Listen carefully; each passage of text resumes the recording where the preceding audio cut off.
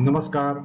दादासाहेब टिचकुले योग वर्ग पनवेल यांच्यासाठी सादर केलेली ही भगवान श्री रामकृष्णांची चरित्राची व्याख्यानमाला. या व्याख्यानमालेचे सादर करते आहेत योगाचार्य डॉक्टर थावकर दादा आणि या चरित्राचा हा 7वा भाग आहे आणि वक्ते आहेत शिरीष लिमये. आपण भगवान श्री रामकृष्णांचं चरित्र क्रमशः बघत आहोत. भगवान श्री रामकृष्णांचं चरित्र सुरुवात करण्यापूर्वी आपण सर्वप्रथम त्यांचा प्रणाम मंत्र म्हणूया, नंतर माताजींचा प्रणाम मंत्र म्हणूया, मग स्वामी विवेकानंदांचा प्रणाम मंत्र म्हणून मग आपल्या प्रवचनाला सुरुवात करूया. ओम स्थापकाय च धर्मस्य सर्वधर्मस्वरूपिणे अवतार वरिष्ठाय रामकृष्णाय ते नमः. जननीं शारदां देवीं रामकृष्णं जगद्गुरुं पादपद्मे तयो श्रित्वा प्रणमामि मुहुर्मुहुः.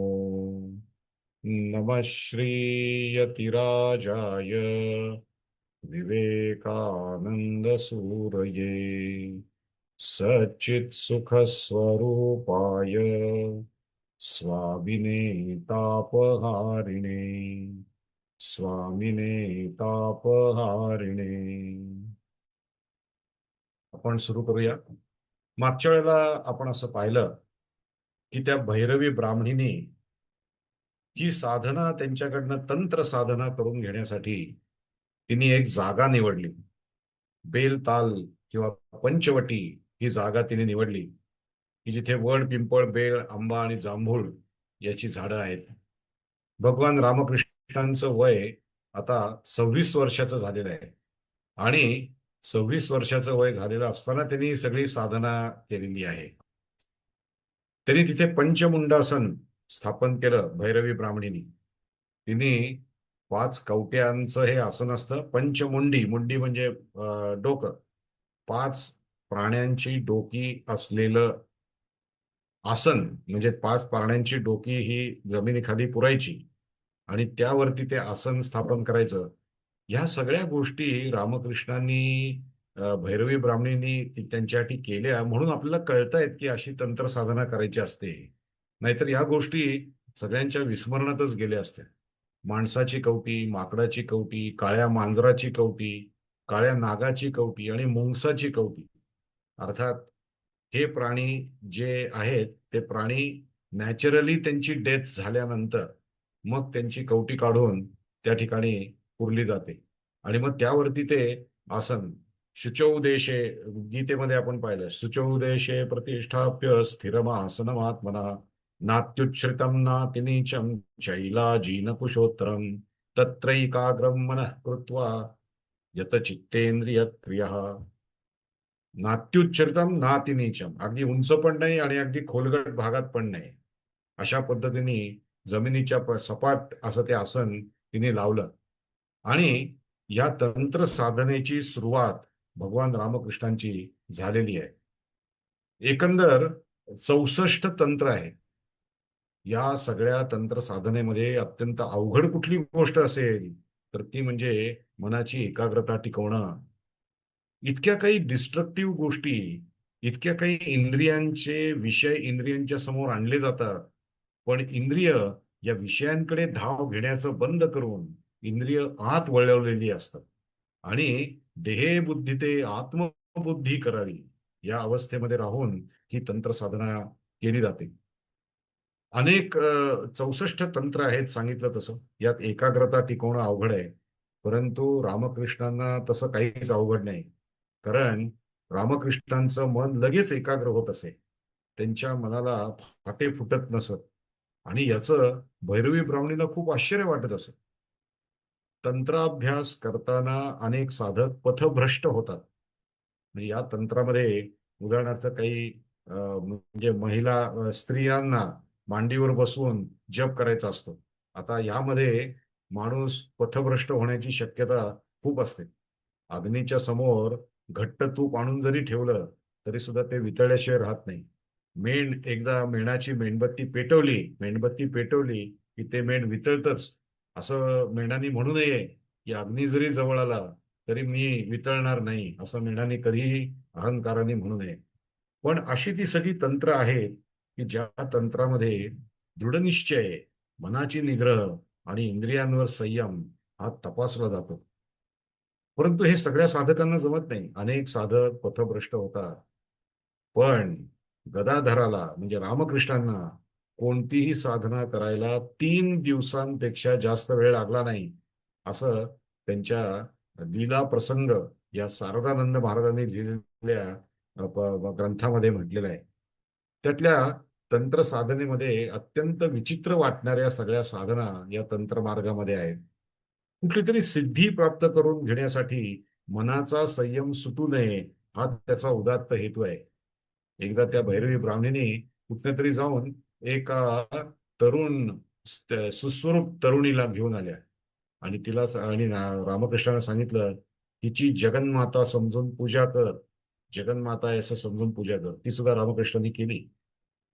त्यानंतर एकदा प्रत्यक्ष जगज्जननी समजून तिच्या मांडीवर बसून जप कर असं सांगण्यात आलं.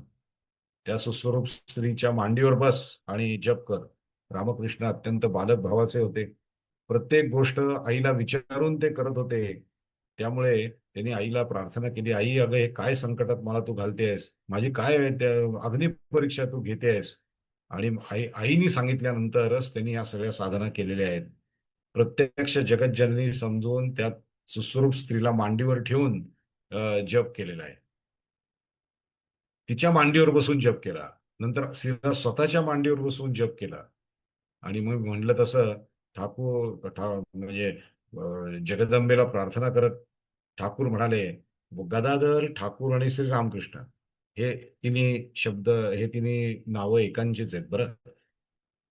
आई, तुझ्या या शरणागत बालकाला काय उपदेश देते आहेस? माझ्यात हे धाडस करण्याचं सामर्थ्य कुठे आहे? एकदा काय झालं, कुठली कुठल्या साधना आणि सिद्धी प्राप्त करून घेण्यासाठी ही तंत्र आहेत. तर एकदा ती भैरवी ब्राह्मणी गेली आणि तिने एका माणसाच्या कवटीमध्ये शिजवलेला एक नैवेद्याचा मासा घेऊन आली आणि तो मासा रामकृष्णांना खायला दिला आणि तो त्यांनी कुठलीही घृणा न बाळगता, कुठलीही किळस न बाळगता, कुठलीही शिशारी मनात न येऊन देता तो खाल्लेला आहे. त्यानंतर एकदा नरमासाचा तुकडा घेऊन आली, माणसाच्या मांसाचा तुकडा घेऊन आली आणि सांगितलं, याला जीभ लाव, याला जिभेने स्पर्श कर. आणि तेही रामकृष्णांनी केलेलं आहे. गदाधराला ही सगळी तंत्र साधना करताना अगदी अद्भुत दर्शनं झालेली आहेत. कुठलीही साधना करायला लागल्यानंतर अद्भुत दर्शनं घडतात, हे आपण लक्षात ठेवलं पाहिजे. त्यांना त्रिपुरा सुंदरीचं दर्शन झालेलं आहे. इथे आपल्याला त्रिपुरा सुंदरी माता यांचं अतिशय उत्तम चित्र या ठिकाणी दिसतंय, आपण बघू शकता.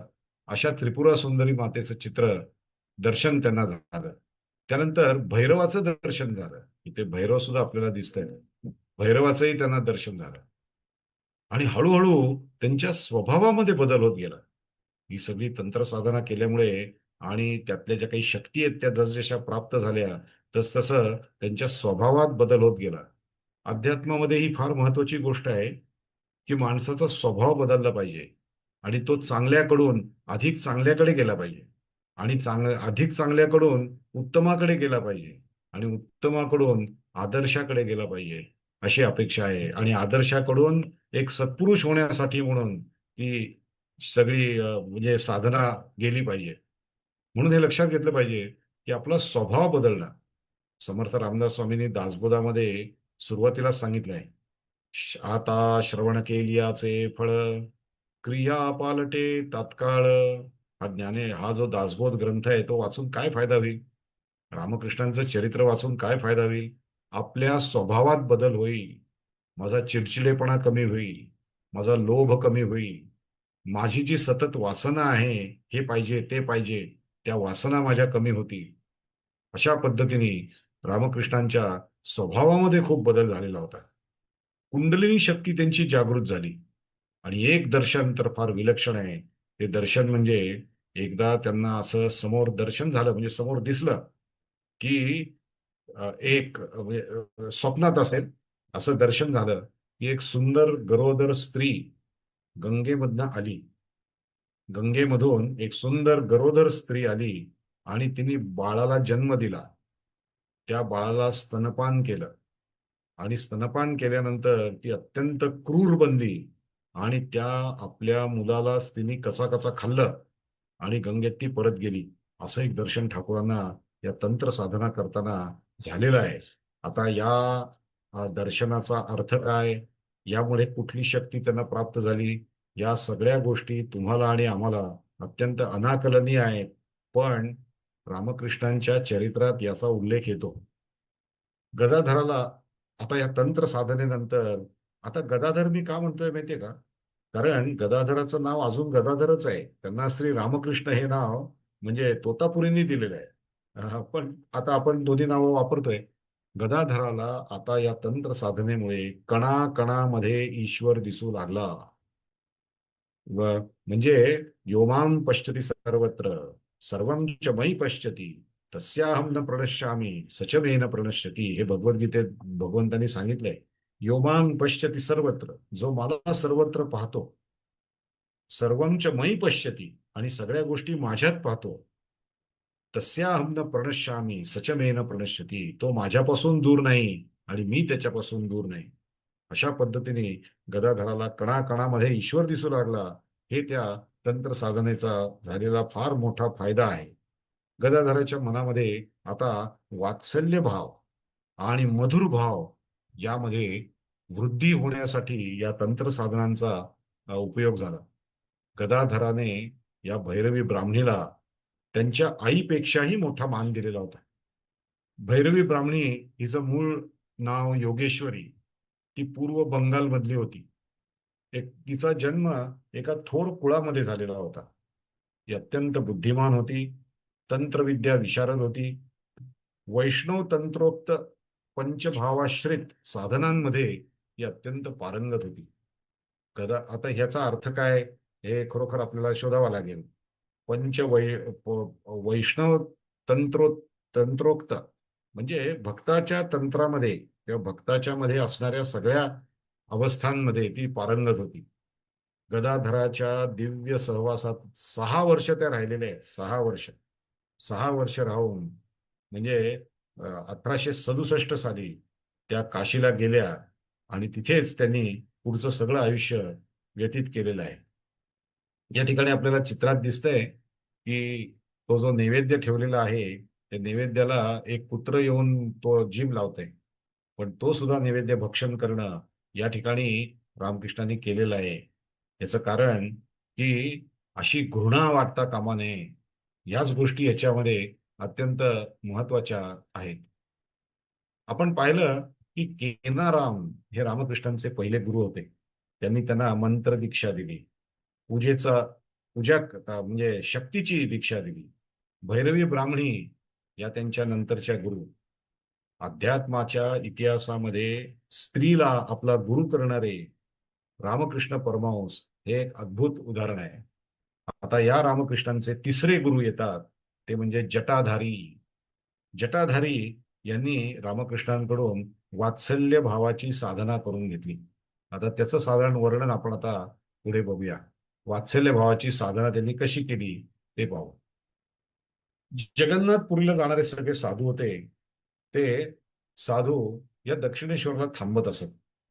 आपण पाहिलं की साधू चालत जात असताना कुठेतरी विश्रांती घ्यायची म्हणून ते दक्षिणेश्वरच्या मंदिरामध्ये थांबत असत. शेजारीच गंगा नदी आहे.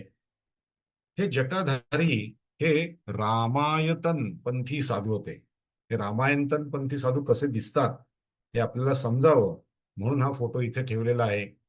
हे काही जटाधारींचा हा फोटो नाही आहे, पण रामायतन पंथाचे साधू कसे दिसतात, त्यांच्या जटा कशा डोक्यावर बांधलेल्या असतात आणि त्यांनी भस्म कसं लावलेलं असतं, त्यांच्या मुद्रा काय असतात, हे आपल्याला समजावं यासाठी म्हणून हा फोटो गुगलवरून सर्च करून तुम्हाला दाखवतोय. हे जटाधारी नव्हेत, हा, हे लक्षात घ्या. जटाधारींचा फोटो उपलब्ध नाही. या जटाधारींच्या जवळ बालक रामचंद्रांची एक अत्यंत लोभस अशी मूर्ती होती आणि ती मूर्ती कधीही दुसऱ्याला देत नसत. ती अत्यंत सुंदर मूर्ती होती, तेजस्वी मूर्ती होती. आणि ती त्यांच्या जवळ होती, त्याला ते रामलल्ला असं म्हणत असत. की बघा तिथे मूर्ती आपल्याला दिसते, हा मात्र त्या मूर्तीचा ओरिजिनल फोटो आहे. अं, अं, ती मूर्ती आपल्याला या ठिकाणी दिसतेय.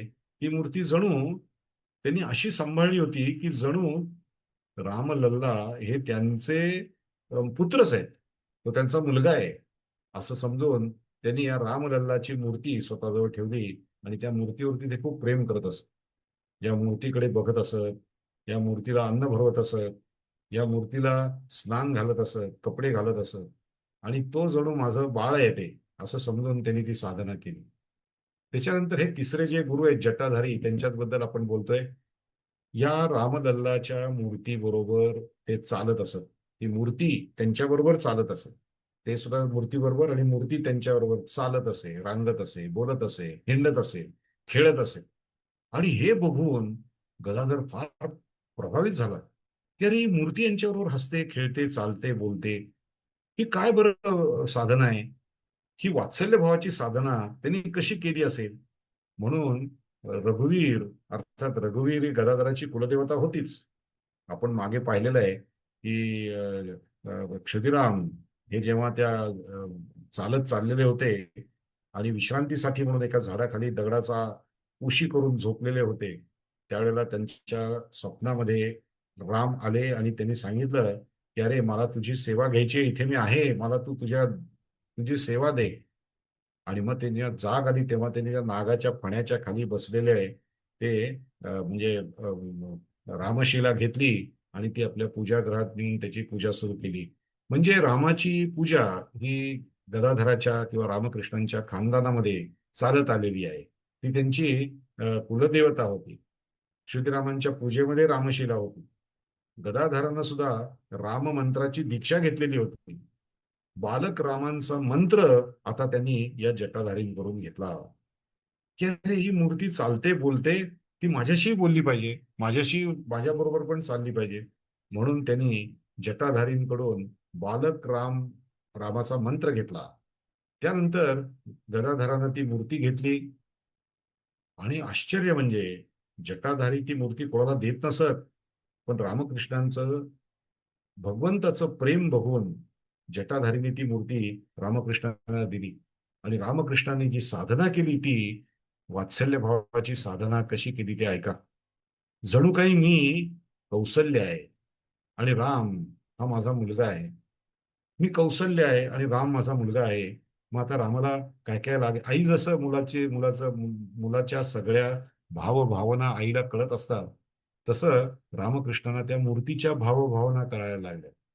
की अरे त्याला आता भूक लागली असेल, अरे त्याला आता पाणी पाहिजे असेल, त्याला झोप आली असेल, किंवा त्याला आता फिरायला जायचं असेल, असं म्हणून ते त्या मूर्तीची इतके एकरूप झालेले होते की त्या मूर्तीचं प्रत्येक स्पंदन रामकृष्णांना जाणवायचं. आणि जे स्पंदन जाणवलेलं आहे त्याप्रमाणे त्या मूर्तीची ते सेवा करत असत. ती मूर्ती नेहमी ते जवळ ठेवत असत. आणि ती मूर्ती अवतीभोवती, त्या मूर्तीच्या अवतीभोवतीच ते राहत असत.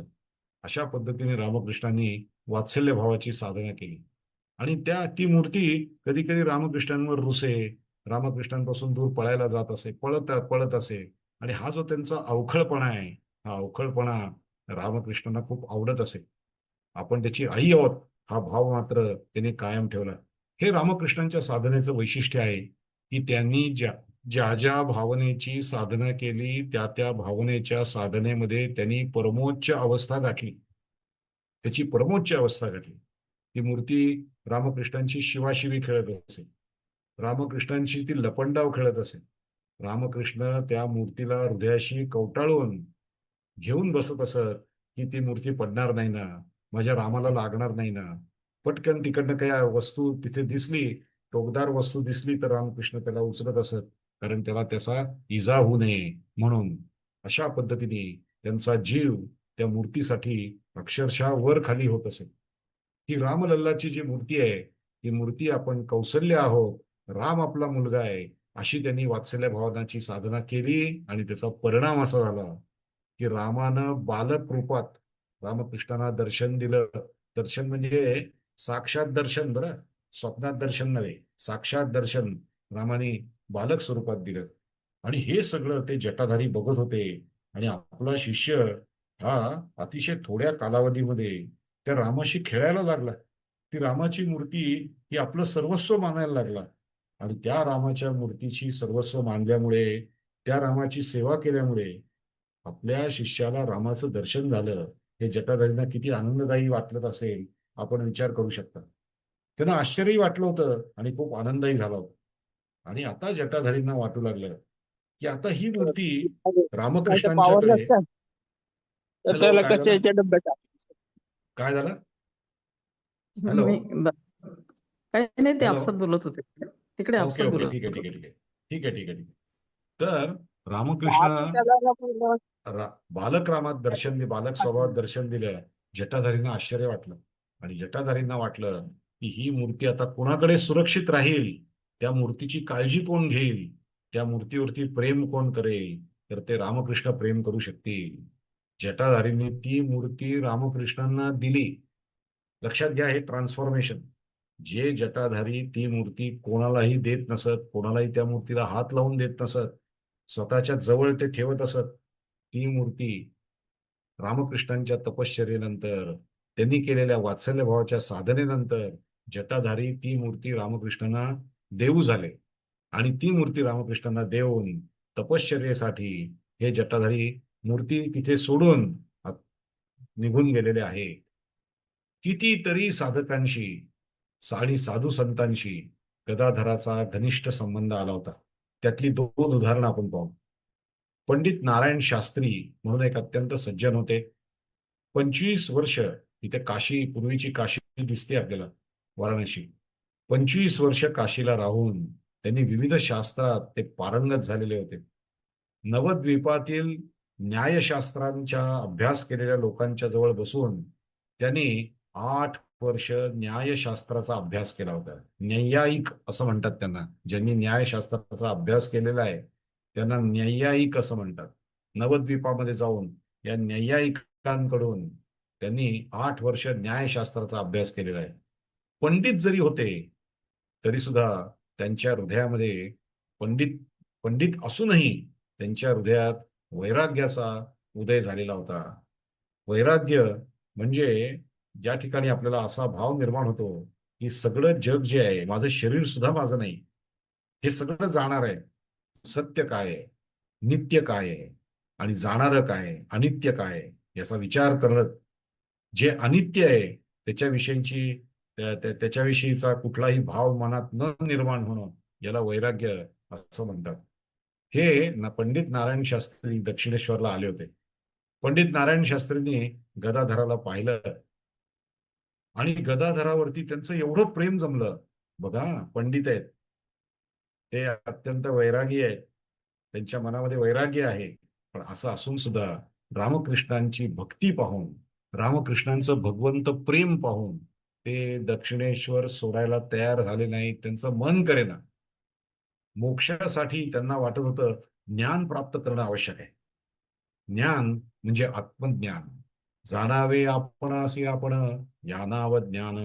समर्थ रामदास स्वामी म्हणतात, स्वतःला समजून घेणं, मी कोण आहे, मी शरीर आहे का, मी म्हणजे ही डोळे आहेत का, मनोबुद्धी अहंकार चित्ता निदाहम, न च श्रोत्र जिव्हे न च घ्राण नेत्रे, न च व्योम भूमी न तेजो न वायू, चिदानंद रूप हा शिवोहम शिवोहम. ते सच्चित आनंद स्वरूप आहे, ते मी आहे, हे जाणणं याला ज्ञान म्हणतात. चित्तवृत्ती अखंड आत्म्यावर एकाग्र करण्याचं ज्ञान योग्याला उत्तरोत्तर वेगवेगळ्या भूमिकांमधनं प्राप्त होत असतं. आणि असं ज्ञान प्राप्त केलेले हे पंडित नारायण शास्त्री हे हे रामकृष्णांवरती प्रेम करायला लागले. रामकृष्णांचा भाव भक्तिभाव होता. आणि हे तर ज्ञानी होते. परंतु नाही ज्ञानेन सदृशम पवित्रम विद्यते, असं भगवद्गीतेत म्हणलेलं जरी असलं तरी, ज्ञानापेक्षा पवित्र काही नाही असं म्हटलेलं असलं तरी, रामकृष्णांची भक्ती त्याच्या पुढे श्रेष्ठ ठरली. म्हणून त्या वेगवेगळ्या ज्या भूमिका आहेत, चित्तवृत्ती अखंड आत्म्यावर एकाग्र करण्याचं ज्ञान योग्याला उत्तरोत्तर वेगवेगळ्या भूमिकांमधून प्राप्त होतं. त्या 7 भूमिका मानलेल्या आहेत आणि त्यांची नावं योग वासिष्ठ्यामध्ये दिलेली आहेत. एक म्हणजे शुभेच्छा, शुभ इच्छा. जे काही कोणी समोर आलं त्याच्याबद्दल चांगली इच्छा करा. त्यानंतर दुसरं आहे ते विचारणा. त्यात विचार शक्तीचा उदय होतो, की काहीतरी इन्क्विजिटिव्हनेस ज्याला आपण म्हणतो, की काही कशाबद्दल तरी समजून घेण्याची एक वृत्ती, विचार करण्याची शक्ती. तनुमानसा, आत्म्यावरच ध्यान करण्याची म्हणजे एक भूमिका असते. आणि साधक हा या 7 भूमिकांमधनं जाऊन शेवटी उच्च पदाला पोहोचत असतो. या 7 भूमिका योग वासिष्ठ्यात दिल्या आहेत. त्यातली चौथी म्हणजे सत्वापत्ती, म्हणजे सत्वगुणाचा उत्कर्ष होतो. शुभेच्छा, विचारशक्तीचा उदय, आत्म्यावर ध्यान करणं, सत्वगुणाचा उत्कर्ष आणि बाह्य पदार्थांची अनासक्ती, असंसक्ती. असंसक्ती म्हणजे बाह्य पदार्थाची अनासक्ती. कुठलाही एक पदार्थ पाहिला आणि तो पदार्थ मला मला मिळावा, अशा पद्धतीची वृत्ती नाहीशी होणं याला बाह्य पदार्थांची अनासक्ती म्हणतात. पदार्थ भाविनी म्हणजे पदार्थाचा बोधरहित अवस्था. पदार्थाची बोधरहित अवस्था. समोर कुठला तरी पदार्थ आहे, त्या पदार्थ असल्याचा बोधच येईन असं होतोय. जास्त परफेक्शन आहे बरं. समोर एक पदार्थ दिसला, तो दिसलेला पदार्थ आहे हे समजलं. आता मी या 7 भूमिकांमधनं जात आहे, म्हणून हा पदार्थ, हा इथे अस्तित्व त्याचं नाहीये असं आता मी समजणार आहे. त्याची अनासक्ती माझ्या मनात निर्माण झालेली आहे. असा भाव निर्माण करून त्या पदार्थाची बोधरहित अवस्था करणं, याच्यापेक्षा उत्तम अवस्था काय आहे? की पदार्थाची बोधरहित अवस्था म्हणजे तो पदार्थ आहे याची म्हणजे दखलच घेतली गेली नाही मनात. आणि नंतर आहे ती म्हणजे तुर्या, तुर्या अवस्था. या ठिकाणी तुर्या अवस्थेबद्दल आपल्याला लक्षात येईल, जीवात्मा आणि परमात्मा यांच्याविषयीची ऐक्यभाव म्हणजे तुर्या अवस्था. तुर्या अवस्थामध्ये जीव आणि शिव एक होऊन जातो. पण याची सगळ्याची सुरुवात कुठे होते? या 7 अवस्थांमध्ये.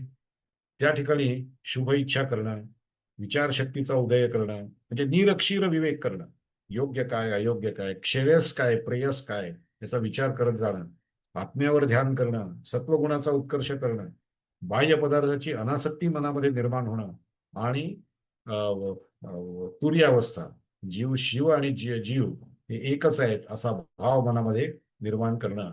अशा 7 भूमिकांमधून तो साधक जात असतो योग वासिष्ठ्यात सांगितल्याप्रमाणे. त्याच्यानंतर आपल्या लक्षात येईल की वेदांतामध्ये वर्णन केलेल्या या 7 भूमिका त्या पंडितांना रामकृष्णांमध्ये प्रत्यक्ष पाहायला मिळाल्या, म्हणून त्यांचं रामकृष्णांवरती प्रेम जडलं. रामकृष्णांनाही पंडित नारायण शास्त्री यांच्या सहवासात आनंद वाटू लागला. काय व्हायचं? पंडित नारायण शास्त्री हे शास्त्रातल्या गोष्टी सांगत, की अशी अशी एक अवस्था असते, शुभ इच्छा, किंवा ज्या मगाशी अवस्था सांगितल्या त्या अवस्था ते म्हणायचे. आता शुभ इच्छा, विचारशक्तीचा उदय, आत्म्यावरच ध्यान. आणि त्याला रामकृष्ण म्हणायचे की अरे हो, या अवस्थेतनं मी गेलेलो आहे. या अवस्थेमध्ये अशा अशा अशा अशी आपल्याला अनुभव येतात.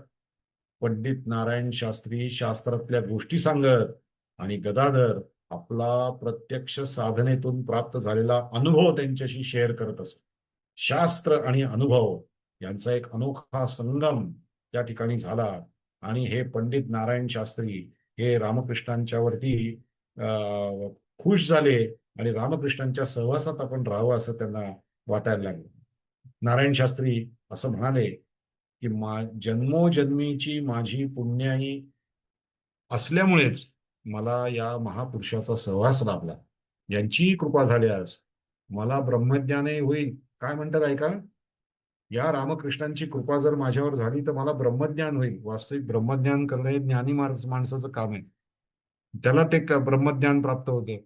पण त्या ज्ञानाच्या मार्गाने न जाता भक्तीच्या मार्गाने ज्ञान प्राप्त केलेल्या रामकृष्णांवरती ते खुश होऊन ते म्हणाले की यांची जर कृपा झाली तर मला ब्रह्मज्ञानही होईल.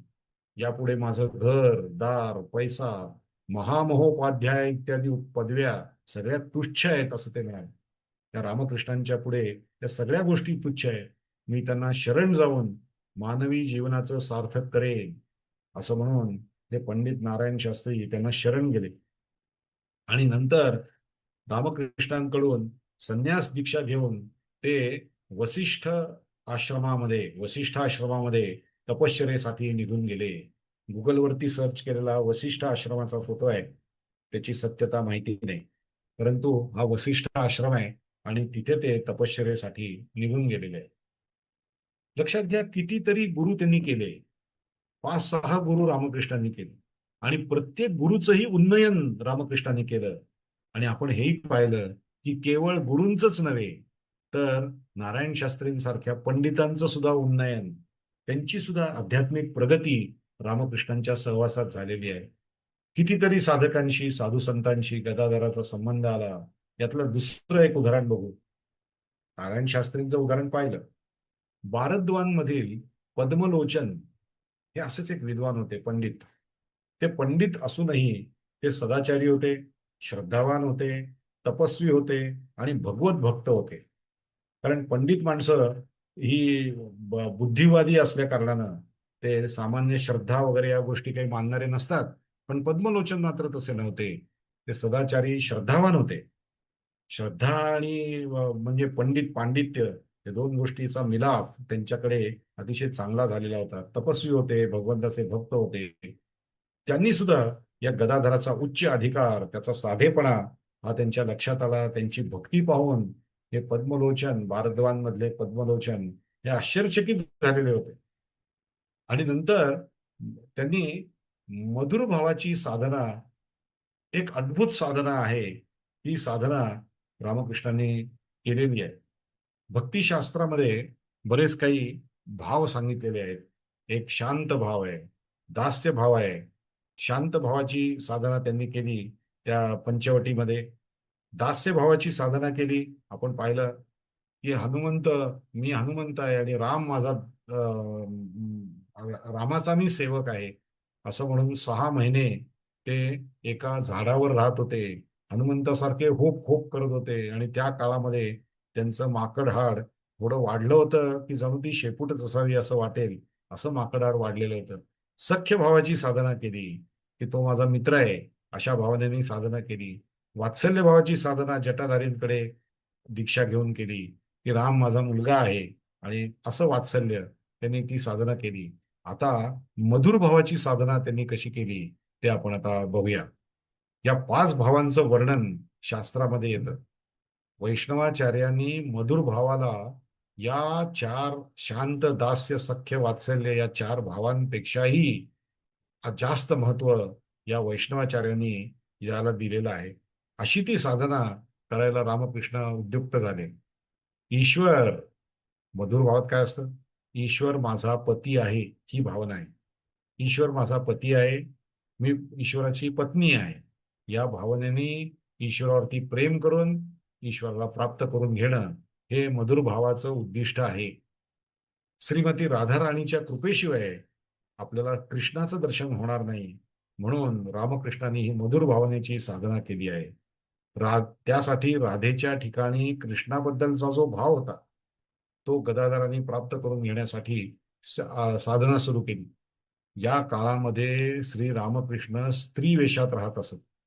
कारण मी जर देवाची पत्नी आहे, तर पत्नी स्त्री आहे आणि स्त्री असल्यामुळे ती साडी नेसेल, म्हणून त्यांनी साडी नेसायला सुरुवात केली. आणि अलंकार असले पाहिजेत, पाटल्या बांगड्या काय असल्या पाहिजेत. आणि म्हणून मथुरबाबूंनी त्यांच्या दागिन्यांची सुद्धा व्यवस्था केली. 6 महिने रामकृष्ण स्त्री वेशात राहिलेले आहेत. स्त्रियांसारखं प्रत्येक त्या काळातलं त्यांचं आचरण स्त्रियांसारखं असेल. त्यांचं चालणं, बोलणं, नटणं, मुरडणं सगळं काही स्त्रिया ज्या पद्धतीने करतात त्याच पद्धतीने ते करत असत. आणि ते थोडक्यात सांगायचं तर ते त्या काळामध्ये स्त्रीसारखेच होऊन गेलेले होते. असं चरित्रामध्ये म्हटलेलं आहे की 6 महिन्याची ती म्हणजे मधुर भावाची साधना करत असताना रामकृष्णांना मासिक धर्म प्राप्त होत असे. मासिक धर्म प्राप्त होत असे. राधेच्या रूपाचं स्मरण ते करत, मनन करत, ध्यान करत आणि राधेनी जसं कृष्णावर प्रेम केलं तसं मी करीन असं म्हणून त्या भावामध्ये पूर्ण समर्पित होऊन आपला वेश त्यांनी पालटला. आपल्याला सतत त्याची आठवण राहावी म्हणून, मी कुठल्या भावात साधना करतोय म्हणून, अशा पद्धतीने तिच्या पादपद्मी हृदयातली व्याकुळता त्यांनी अर्पण केली. ध्यानामध्ये राधेच्या पादपद्मी अर्पण केली आणि तिला प्रार्थना केली की राधे, मला श्रीकृष्णाचं दर्शन होऊ दे. आणि झालं काय? परिणामी सर्वप्रथम त्यांना राधा राणीचं दर्शन प्राप्त झालं. राधेचाच भाव होता. राधेसारखंच चालणं, वागणं, बोलणं, नटणं, मुरडणं होतं. तेव्हा त्यांना राधेचं दर्शन प्राप्त झालं. इतर देवदेवतांच्या दर्शनाचे वेळी जसा अनुभव आला तसाच अनुभव आत्ताही आला, की राधाराणी साक्षात समोर उभ्या आहेत असा अनुभव आला.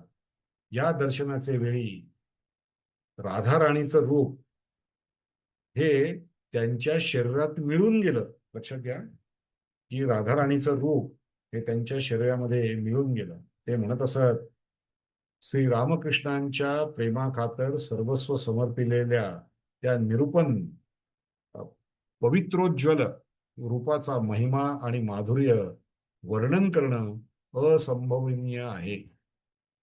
श्रीमती राधाराणीच्या अंगकांती कशी होती असं एकाने विचारलं, तेव्हा ते असं म्हणाले होते की राधाराणीची अंगकांती नागकेशर चाफ्याच्या केशरांसारखी गौरवर्णाची होती. नागकेशर नागकेशर चाफा ज्यांनी पाहिला असेल त्यांना राधाराणीच्या कांतीचं म्हणजे अंदाज येऊ शकेल त्यांची कांती कशी होती. या मधुर भावनेची साधना रामकृष्णांनी पूर्ण केली आणि त्यानंतर त्यांना वेदांत साधना करण्याची इच्छा झाली. इच्छा झाली म्हणजे वेदांत साधना कर अशी देवीची आज्ञा झाली आणि ती परमेश्वराने म्हणजे देवीने लगेच पूर्ण केली. लक्षात घ्या, रामकृष्णांना कुठल्याही साधनेसाठी गुरु शोधार्थ बाहेर जावे लागलं नाही. त्यांचे सगळे गुरु त्यांच्याकडे आले. त्यांना जी साधना करायची होती ती ती साधना त्यांनी त्यांच्याकडून करून घेतली. आणि नंतर गुरुचंही उन्नयन होऊन, गुरुची आध्यात्मिक पातळी उंचावून ते गुरु त्यांच्यापासून दूर गेलेले आहेत साधनेला. त्यांना कधीही गुरुचा शोध घ्यायला लागला नाही. त्याचप्रमाणे यावेळी सुद्धा त्यांचे गुरु आपोआप त्यांच्याकडे आले आणि ही वेदांताची साधना त्यांच्याकडून करून घेतली. त्या आता गुरूंचं नाव आहे श्रीमत परमहंस तोतापुरी महाराज. हे त्यांचे चौथे गुरु आहेत, तोतापुरी महाराज. आता तोतापुरी महाराजांनी वेदांताची साधना रामकृष्णांकडून कशी करून घेतली हे पाहायला आपल्याला एक आठवडा थांबावं लागेल. कारण आता 7 वाजायला आलेले आहेत आणि आपल्याला आता इतर सुद्धा कार्यक्रम भाग तिथे असतो, प्रश्नोत्तर असतात किंवा आपली मतप्रदर्शन असतं. हे सगळं लक्षात घेऊन आता मी माझ्या वाणीला शांती मंत्र म्हणून विराम देतो. ओम शांती शांती शांती. हरि ओम तत्सत. श्रीरामकृष्णार्पणमस्तु. आपल्या सगळ्यांच्या हृदयस्थ परमेश्वराला प्रणाम. धन्यवाद.